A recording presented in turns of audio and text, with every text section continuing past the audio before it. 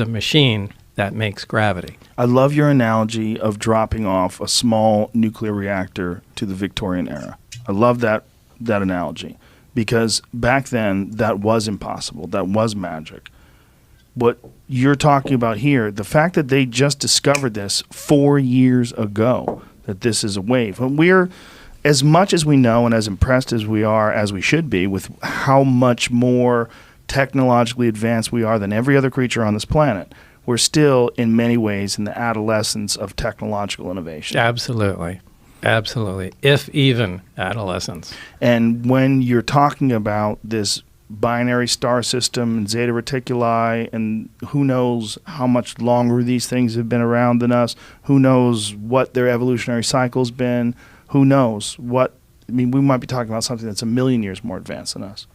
Yeah, it could easily be. Now, I'm not believe it or not, I'm not into UFOs. I don't follow stories or, Even after your experiences? No, I'm fascinated with the technology, and it irks me like every night I go to sleep that, that it was my own doing, essentially, that prevented me from continuing on in the project. I mean, it's that to be on that cutting edge of technology is so alluring to me. Right. But, by the same token, I don't really care that there's aliens or where they come from. I mean, the prize is the technology, and that's what I'm fascinated by. But so I don't listen to UFO stories and that sort of thing. But George Knapp is, he's the guy that has the contacts and tries to thread everything together.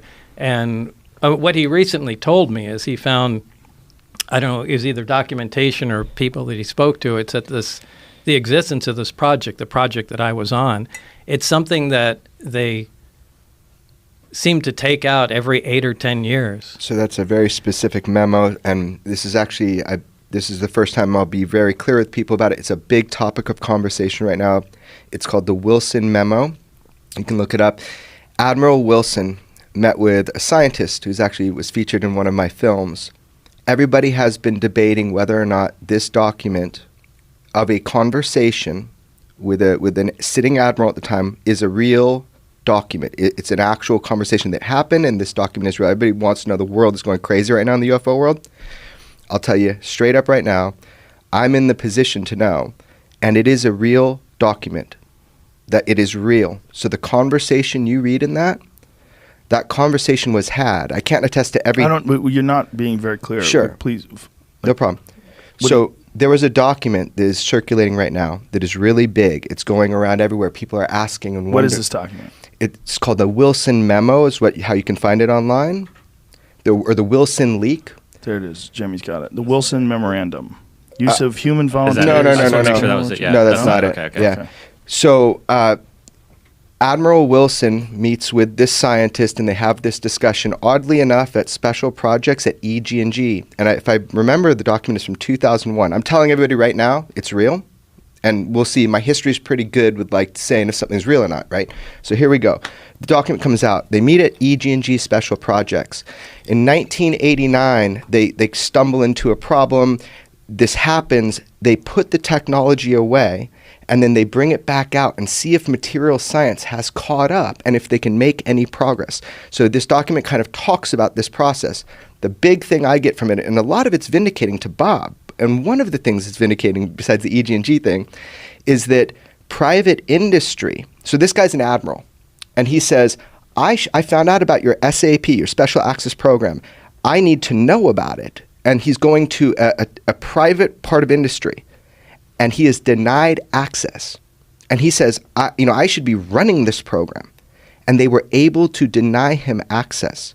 So I think the takeaway here is, check it out. I'm telling you that is an actual correct, that is a leak. Now, everything said in that document, I don't know. What are you talking about? What is said in that document specifically? It's between a scientist and an admiral that are sitting, and they're having a meeting, and they're talking about the search for the UFO subject, the search to get Special Access Program access to all of these different things like reverse engineering programs.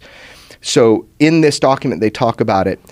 I believe that this document, the person that went was employed by Robert Bigelow, one of the guys that has a couple of orbiting satellites and all that stuff.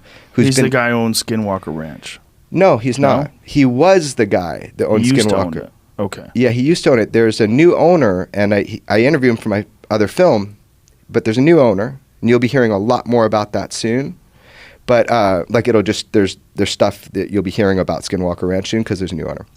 Anyway, the whole point of this insertion here is just that document kind of validates a lot of this idea Bob just said, that they make a little progress, then they can't go anywhere. They tuck it away, and then they bring it back out, 10 years later and start working on it. What is the limiting factor? I think Bob should speak on this, but it's the material science.